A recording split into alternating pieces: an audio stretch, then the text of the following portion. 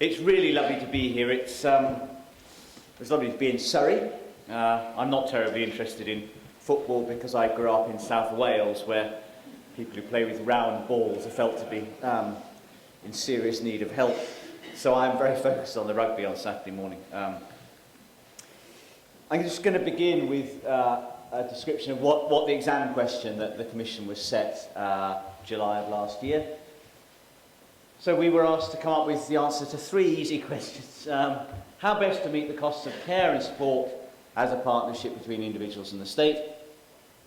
How people could choose to protect their assets, especially their homes, against the costs of care. And I'll say quite a bit more about that as we go forward, because I think the political debate has got slightly confused about that recently. And how, both now and in the future, public funding for the care and support system can best be used to meet care and support needs. I'm going to begin by setting a bit of context, then I'm going to talk about the analytical approach that we took. We started quite slowly as a commission, and we spent quite a long time just trying to work out what kind of challenges people faced. So for the first few months that we worked, there wasn't much output, and I could sense anxiety in myself and in my colleagues about whether we were going to end up with anything by the end of the year. What we feel is that we ended up with a really clear analysis of the challenge, which leads to some pretty straightforward answers. Let's think about the context first. So here is the depressing statistics on the burden of ageing. I'm going to do something that probably breaches all kinds of health and safety rules now. So over the next 20 years, the number of people aged 65 to 69 is going to rise, I think, by about 40%. And the number of people aged 80 to 84 by about 3/4. The number of people aged 85 plus is going to double. This is the terrible burden of ageing that we all face. What a load of complete garbage. This is fantastic. It makes me sick to hear people talk about the burden of ageing. These are people who are going to be live rather than dead.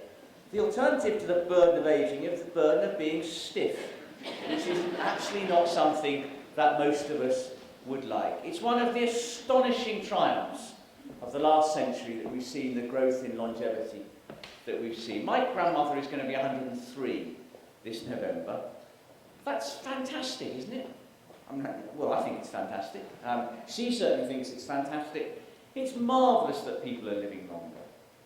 We really, really should not be talking about the burden of ageing. What a rude and disrespectful thing to say. It's marvellous that people are living longer. The care that you're part of delivering is one of the ways that we can represent being a decent society. And we should be celebrating the fact that we're living. I'm certainly celebrating it. I think it's great that there's every chance I'll be alive in another 45 years' time.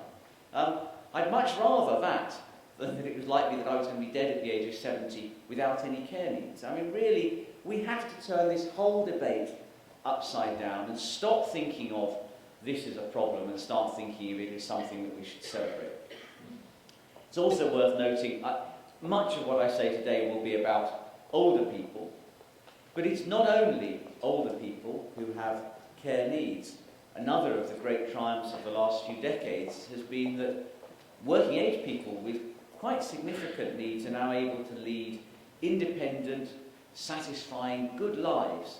And that's something else that we should be celebrating, even though that too has some economic consequences. Something else I want to say is that we get too frightened about these, even recognising that this is a good thing, that people are living longer. People think this is a big challenge. Well, it is a big challenge, but actually we're really good at being flexible. My hips are getting a bit stiff, so I won't jump up now too much. Back in 1900, less than 5% of the population of the UK was aged over 65. Now we're up at 22%. You could just look at the numbers going forward and say, oh, look, rising, that's worrying. But actually, the increase in the portion of the population that's elderly is nothing like as dramatic going forward as it's been already. And unless I've missed something, it doesn't seem to me that the economy and society have completely fallen apart in the last 100 years. We've already coped with much more change than we're going to need to cope with in the next few decades. That's actually what economies and societies are good at. They are very flexible. So don't be panicked by the fact that there's change coming. Not least because there's another change that we all too easily forget, which is how much richer we are than we used to be. Average real incomes are 4 times as high now as they were 60 years ago. For the whole population, even after adjusting for inflation and everything else, we are 4 times as well off as we were just after the last war. The question is not can we afford to do things like this, it's how do we choose to do it. There isn't an economic problem that means that as a society we can't find enough money to look after ourselves. We've got 4 times as much money as we used to have. The question is just what do we choose to do. Now think a bit more about social care. And a really important thing to realise is that social care spending is just one small part of the way in which we look after one another. This is a chart that shows you just for older people in England in the last year what we've spent. We've spent about £84 billion on social security benefits for older people, about £50 billion on the NHS for older people, and £8 billion on social care. Social care is a very small part of our total spend on older people. My own view is that if we started with a clean sheet of paper and said, well, we're going to spend about £150 billion a year on older people in England, we would not spend only £8 billion on social care, and that's a very, very important part of the overall background for us to bear in mind. Now, something on what's been happening recently. I will give up. This is 2005-06, and this is now. The top line is what has been happening to demand for social care spending on older people, just from the change in demographics, just from the increase in their numbers. And this is what's been happening to spending. So even if, in 2005-06, there was enough spending to cope with need, and you might or might not think that, there's been a significant gap grown up since then. Now, all of those of you who are actually engaged in delivering care will know about unmet need, you'll know about the pressures that you face, and those pressures are significant, and they are not going away. So, faced with that as a context, we sat down and thought about what we thought the problem was. Why is it that social care in particular is so tricky? Is there something about social care that means it's a more difficult policy question than healthcare or than motor insurance? You know, what is it about social care that is tough? And I'm going to talk first of all about older people. This is my favourite chart. I've oscillated recently, but in the end this is my favourite chart, and I think this is the chart that, if you'll bear with me and humour a sad economist who loves numbers, so try to put yourselves in my shoes as we look at this chart, and I try to explain why I think it's the absolutely crucial way of understanding care. I won't even get to the gym today. Imagine you're 65. For some of us that's not very far away. Some, 1 or 2 people here, it's a bit of a memory. But imagine that you're... imagine that you're 65.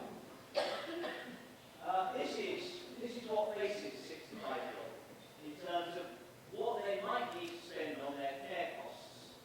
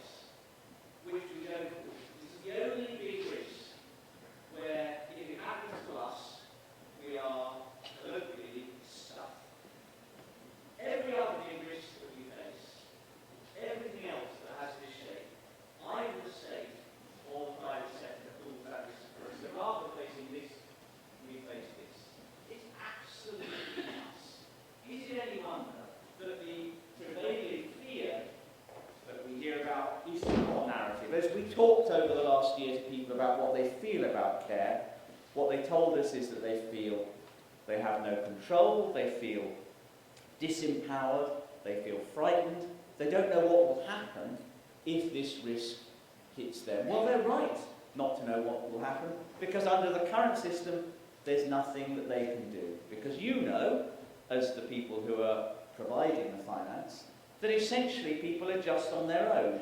The state will step in once people have used all of their assets.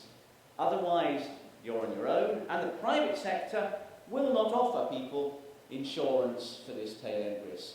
So why is it that the private sector will offer you car insurance and house insurance, and will even offer you health insurance, but won't offer insurance here?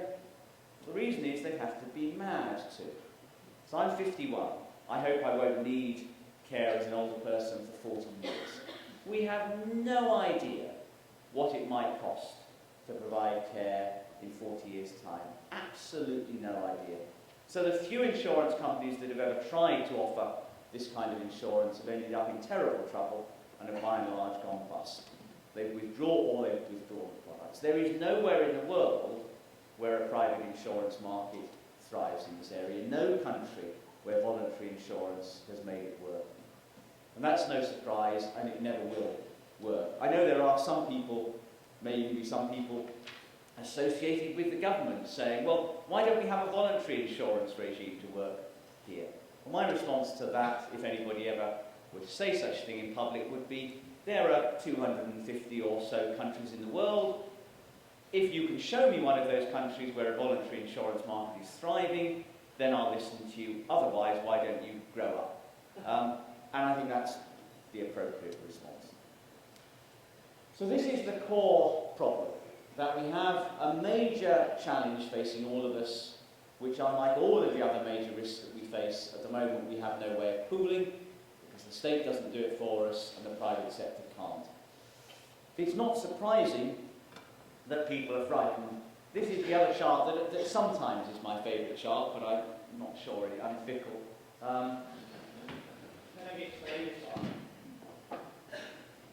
We'll concentrate just on this top line. Imagine that you're somebody who faces a high lifetime care cost, so you need residential care for quite a long period at the end of your life, that's going to cost £150,000. Along here we've got how much wealth you started with. Somebody who's been cheeky would say that most of the residents of Surrey were.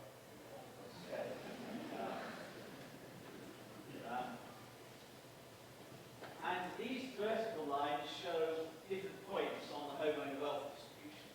So this vertical line here is the bottom 5% of the homeowner wealth distribution. So 5% of people with houses have less wealth than that. A quarter have less wealth than this, and half have less wealth than that. What this chart shows is what proportion of all of the wealth you ever accumulated you would lose if you ended up with a care need like this. If you have less than £14,000 of assets, of course you lose nothing because the local authority will pay. Once you're over £23,250, then the local authority stops paying. So by at the 50th percentile of the wealth over the homeowner wealth distribution, so the poorest 5% of households will lose 75% of all of the wealth they've ever accumulated paying for their care. The worst case is just below halfway up the wealth distribution, who will lose 87% of all of the wealth they've ever had. This is not really a problem for the wealth. This is a problem for the bottom half of the wealth distribution, for whom the prospect of having a significant care need means the loss of all control over their lives. It is no wonder that they are frightened. So this is what we need to tackle. And unless we tackle it, not only will we have people who are frightened, but because they're frightened, they won't be spending money on preventive interventions. They won't be spending money on adaptations. They will not be spending that £2,000 or £3,000 on a stair lift or a downstairs loo, because they're worried they might end up in the tail of that distribution losing absolutely everything. Because of that, we won't see diversity developing in the care market, because unlike every other aspect of our lives, where increasingly people are able to take control and make choices and decisions of their own. In this area, because of the absence of any risk pooling, people feel disempowered, unable to take any initiatives of their own, and that is very bad for the market. It means that we don't see the diversity that we need. It means that people have no sense of control. It means that because they don't feel as though they're on the front foot, the pressure for increased quality that would come from an empowered consumption market isn't there. It also incidentally means that there's almost no financial services involvement here. There is one product that the financial service industry offers at the moment. It's a thing called an immediate needs annuity. Once you know that you're going into care, you're going to need to go into residential care, you can buy an annuity that will pay for that until you die. They cost about £80,000. This is the care market equivalent of the only insurance in the car market being that in the split second before you had a car crash, you were offered the chance to share your risk with everybody else who was having a crash at the same time. Now that would be better than nothing, but if that was the only insurance product available in the car market, not very many of us would drive. What should we do? Well, you'll probably know we think that we need to put a cap on this risk. We ask ourselves the question, if the state's not going to take all of this risk, the one thing would be for the government just to take all of this, which is what we do in the health service.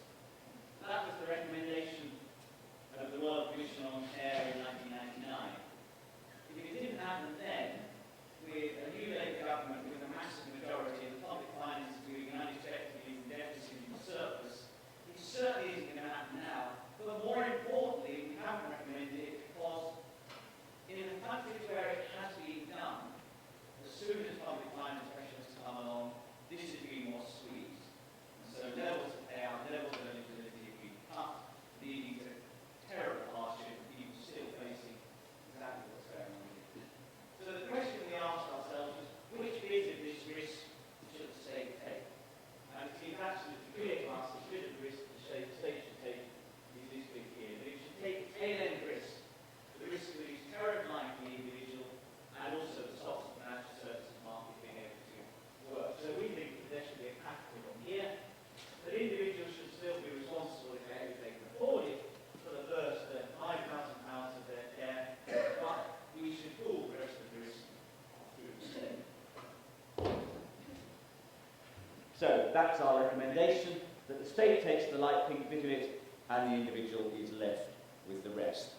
What does that do to the chart I showed earlier? Well, we significantly reduce the proportion of assets that are lost for people at the median from about 87% to not much more than 20 at the 25th percentile to about 30. There's still a problem here. Still seems to us that too much of the assets of the really very poor are being lost, and that's because of the way the Bleed test works. I've been working on various aspects of the British welfare state for a bit more than 30 years, and this is the worst means test in the whole British welfare state, which is quite a competition to win. There are many competitors in that. I'm sure as I look into this room, I can see people who will have been involved in the pre-1986 housing benefit regime. You will remember non-dependent deductions for adult non-dependents. You will remember the 17% and the 25% rates for withdrawal for rent and the 86 for rent. You'll remember all of that. This is worse than that. So, in the current regime, got less than £14,000 assets to take place. A lot taken away to £23,251, and then you get no help. We spend a lot of time, because I care a lot about precision, we spend a lot of time in the Commission and the Secretary working out when we would use the term cliff edge with respect to a means test. And we think probably this one we could call cliff edge. It is absolutely, completely bonkers. It leads to enormous feelings of unfairness. It also strongly incentivises cheating. Massive incentive for people to alienate assets, to pretend they haven't got assets that they have. What should be done? Well, that's what should be done. The upper assets threshold should be increased to £100,000, which would mean that the means test take it away properly. If you do that, then we get rid of that nasty number. So the combination, and I won't, and if somebody wants to make me really happy, ask me a question in the question time about the way that the CAP and means test threshold change interact. It's slightly complicated, but very interesting. And now this really is embarrassing, isn't it? This is my telephone. Okay. My younger daughter's cycle mission. If you do that, then you get rid of that nasty lump, and it means that we have a system where nobody would face losing more than 30% of their assets for care, which would mean that everybody would feel they have some control of their lives again, that everybody could start to look forward to how they would plan for dealing with their care needs. And that's what we most need. If we're to get improvements in quality, if we're to get diversity, if we're to remove fear, then we have to give people the sense that they can take control again. And recognise that the beginning of the care of a care need is not the end of your life. Some people have said to us, well, this is just a way of protecting the assets of old people.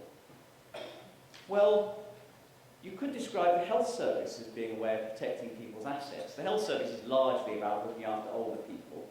And if we didn't have a health service or didn't have a free health service, then yes, most old people before they died, or many old people before they died, would spend most of their wealth on health care. Does that mean that the health service is a means of protecting people's assets? Well, of course it's not. It's there to provide health, same way that the care system is there to provide care. It's also worth saying that if you want to have a more effective inheritance tax, then you should have a more effective inheritance tax, not use the care system to be an inheritance tax for the one person in 10 who ends up with high care needs. That is a silly way of thinking about these issues. Some people like numbers more than they like charts. I love them both, but this is marvellous. The combination of the cap and the change to the means test, if all we did was the cap, then regardless of your starting level of wealth, everybody would pay £35,000 of their costs. We're very aware that the needs test is an important part of it, and so by changing the needs test, we create a world where somebody with starting level of housing wealth of 40,000 would only pay 9,000, and that rises steadily. So the change to the needs test creates much more proximity than we have in the regime at the moment. Let me now talk briefly about what we think should be done for those of working age.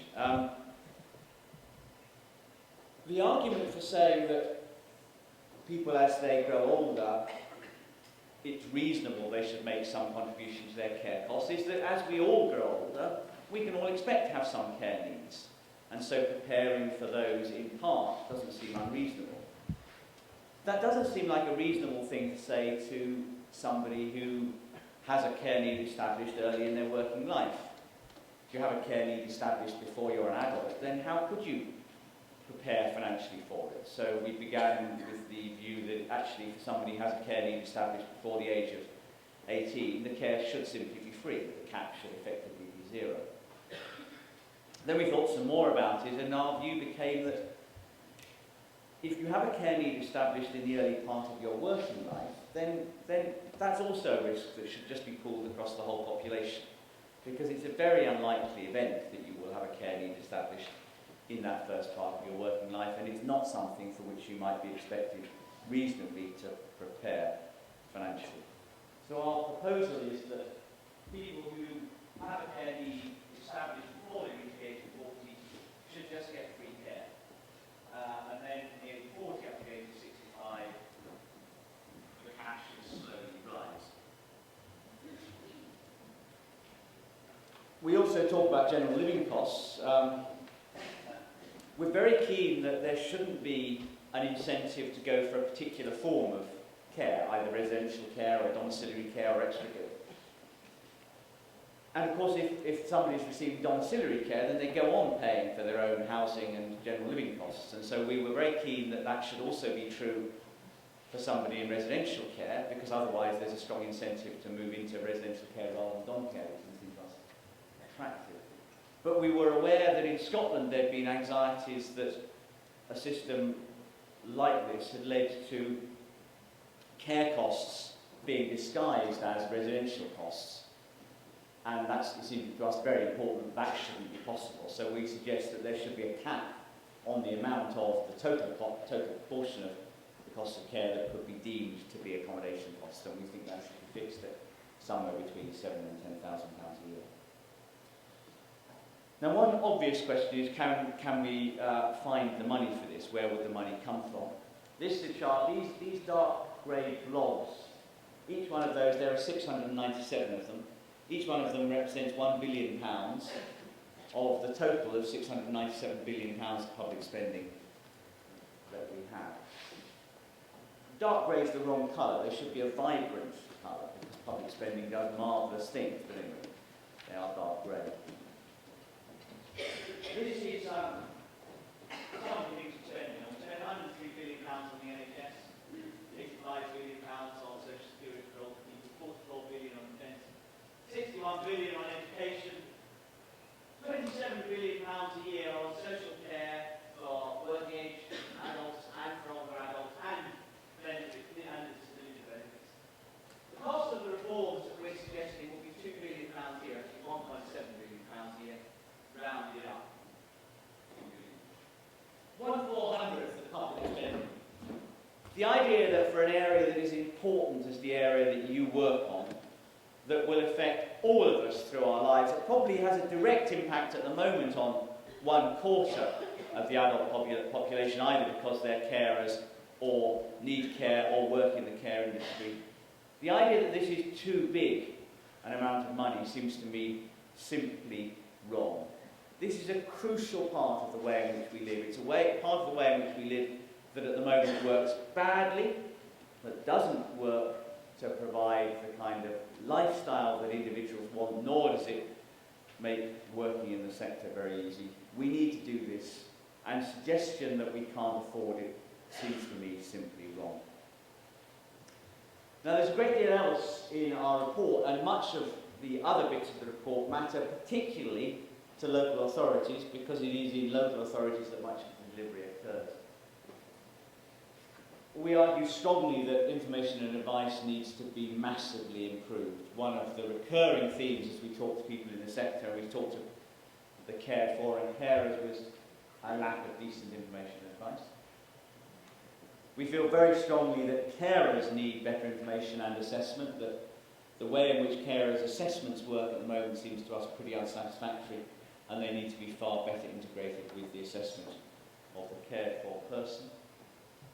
We had absolutely unanimous response to our consultation that there should be portability and we needed a national framework for eligibility. And we're convinced that that is the case. FACS, the Fair Access to Care Services, I know it's not even really called that anymore, but we'll call it that for the time being, clearly tries to do a good job to give scope for taking a great deal of account of the variety of people's circumstances. But it seems to us that it is almost so subjective as to be a poor test. A good eligibility assessment needs to be one where the person being assessed can have a reasonable chance before coming for the assessment of knowing what the outcome of that assessment will be. We think there needs to be a new assessment process, although we don't think that reform needs to wait for such an assessment process to be in place. We think reform can go ahead with facts in place, but there should be effort put into a new system. We do, of course, think that there should be better integration of health and social care. That is not a new or radical thing to say, but it's a pretty difficult thing to achieve. What would this mean for a local authority like Surrey? Well, it would mean more money coming through to social care and more money being spent on social care. A great deal of thought would need to be given to how the money should come from central government to help with it. It would mean many more assessments being undertaken.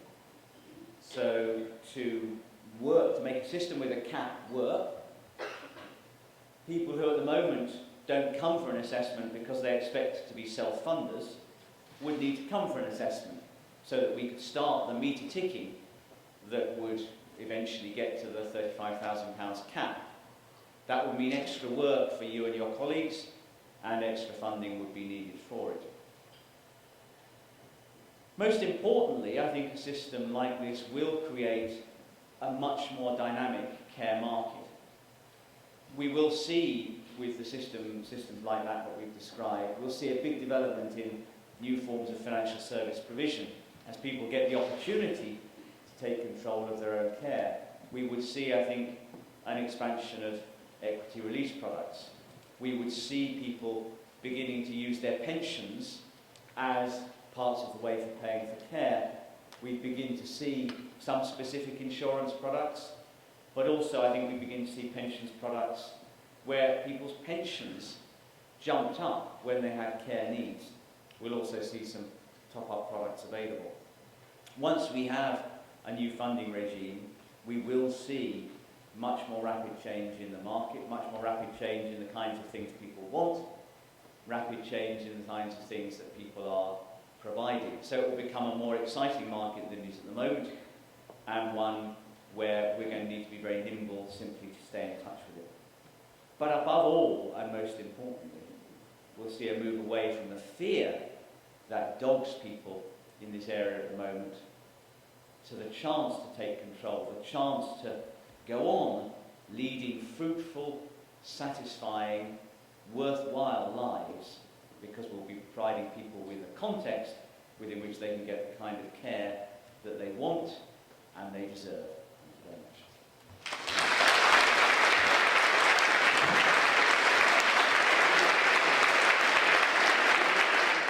Well, I do just want to whiz you through, and I only will also be grateful to hear Team talking for 10 minutes, about the implications for Surrey. And Andrew began to touch on these, and I got a bit anxious that actually he was going to say everything I was going to say.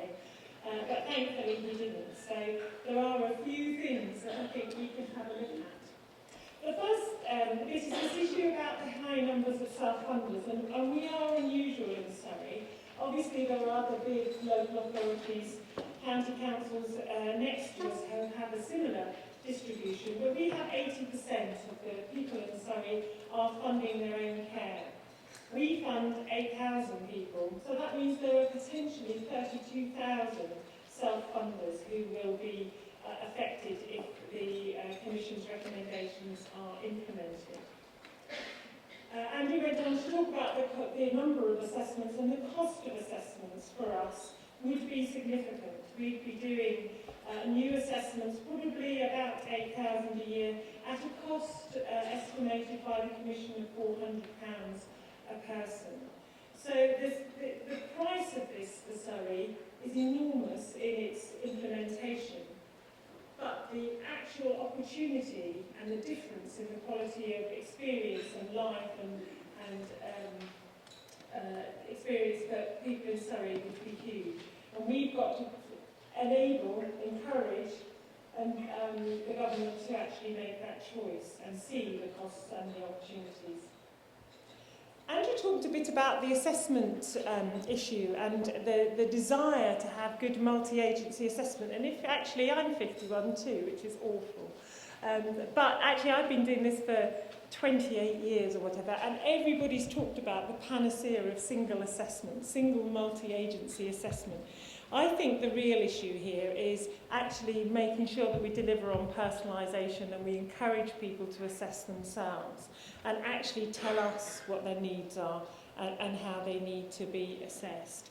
I'm also a little bit, again, a bit long in the tooth, and having been a policy advisor for continuing healthcare in the past, I'm a little bit anxious that a national eligibility assessment won't give us the kind of equity that we want. Portability, maybe, but our experience of continuing healthcare doesn't show that actually you get equitable funding across the country. It's very much still remains a postcode lottery.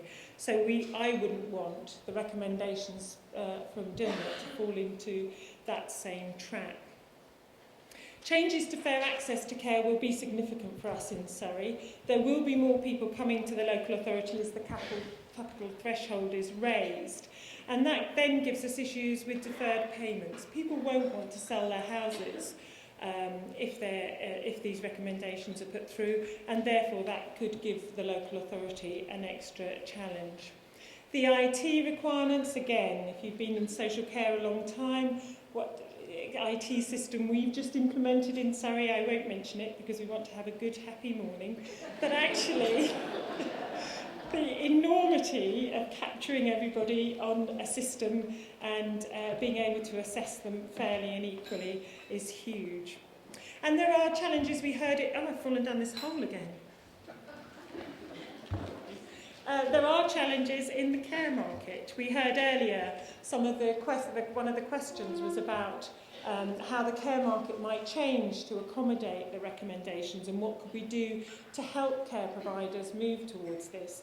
And really there are risks on both sides. Potentially, if we're funding more people from the local authority, the price, the actual cost of care might rise for us on a weekly basis, but it actually might mean that people do, as Andrew said, if the insurance market gets wise to what keeps people at home, the preventative things that would enable people to stay at home, then actually there will be fewer people in care, and that will be a real challenge for the residential market as well.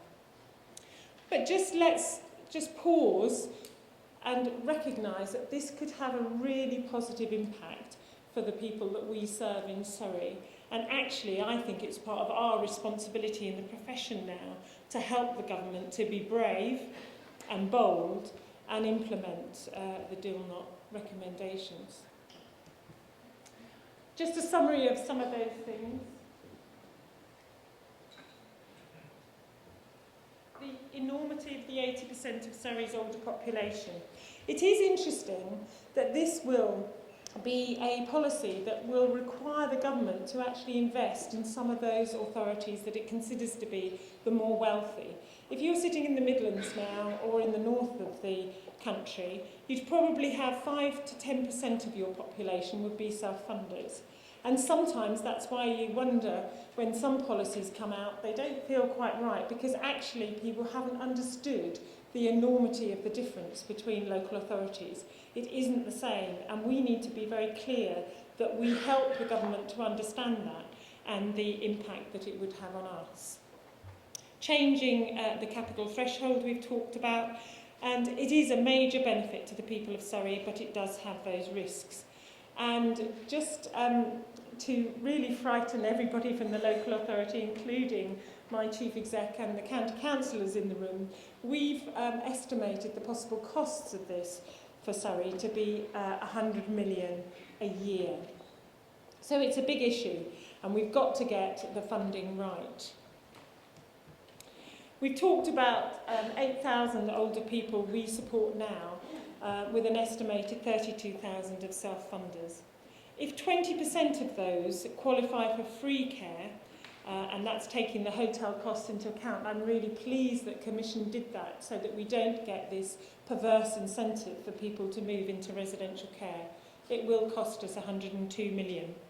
We will have the additional administrative and assessment costs, and I was really pleased at Ken's question about the workforce requirements for this, because it is about, at a time when we're actually actively reducing our workforce, in adult social care alone we saved £32 million out of our budget last year, and a lot of that, as you will know in this room, was reducing the size of our workforce.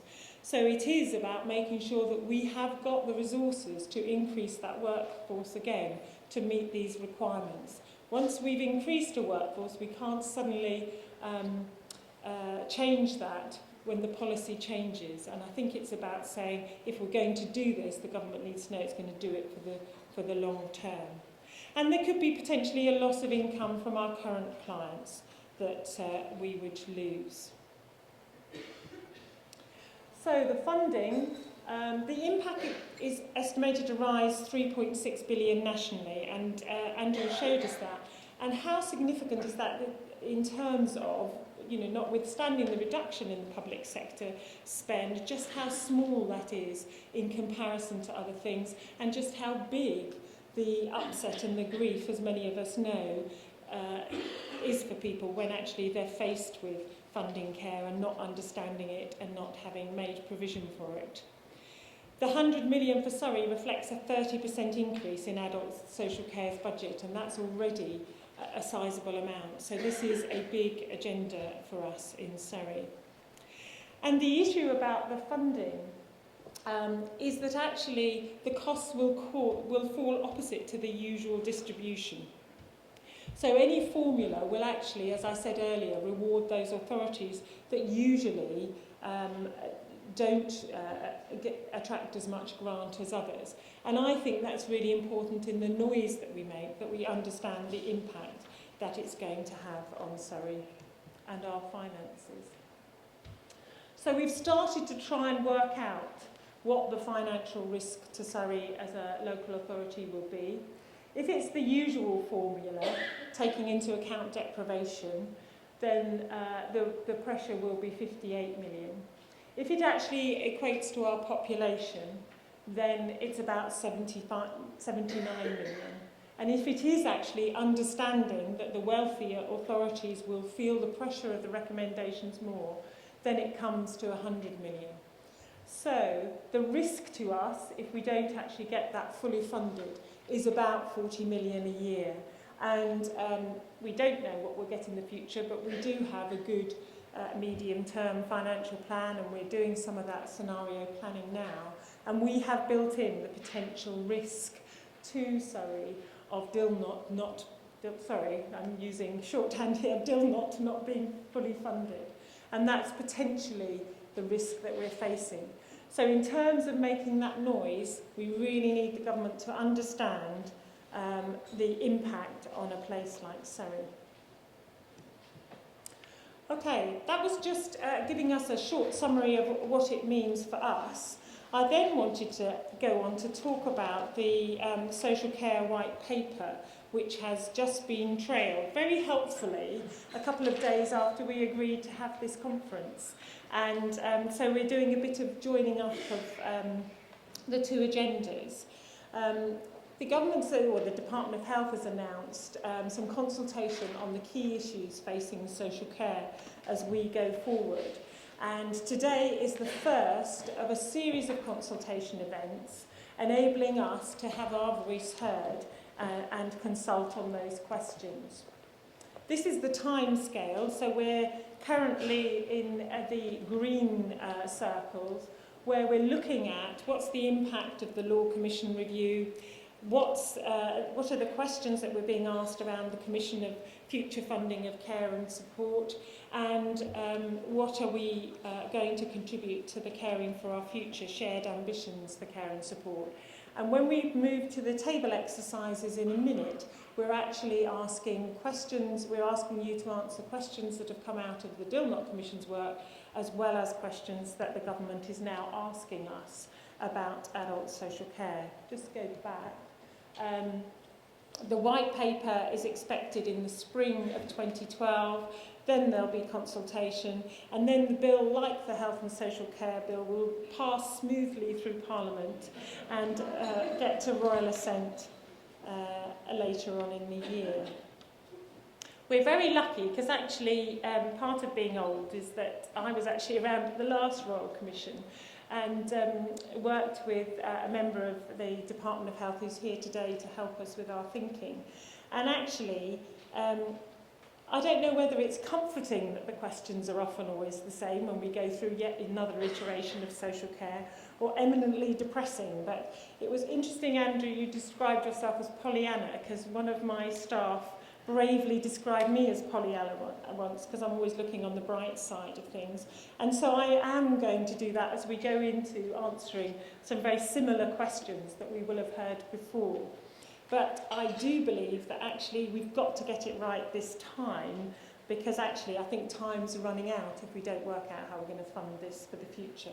So these are the questions that the government's now asking us to answer about having shared ambitions for care and support. And if you haven't seen it, it's on the DH website. There's a reference to it on your invitation.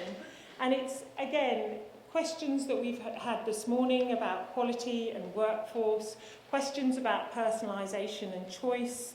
How do we make sure that we've got those priorities right? How do we take advantage of the health and social care modernisation to integrate services? What are the priorities for greater prevention and early intervention? Priorities for creating a more diverse and responsive care market. And lastly, which is what we're going to ask you particularly to look at today, bearing in mind Andrew's presentation, what role could the financial services market play in supporting users, carers and their families? And what we want to do in Surrey, in the short period of time that we've got to consult on this, is make sure that we get our voice heard for the residents of Surrey, because this is a good opportunity to do so. So after today, there will be further consultation events on the 10th and 17th of November, the 17th back here. And I'm not quite sure why it's called a monkey. Someone could explain that to me one day. But we are going to have a survey, which in my head is a questionnaire on the computer that enables you to feed into the consultation. So if you can't be at the events, you can still feed into that and make your voice heard.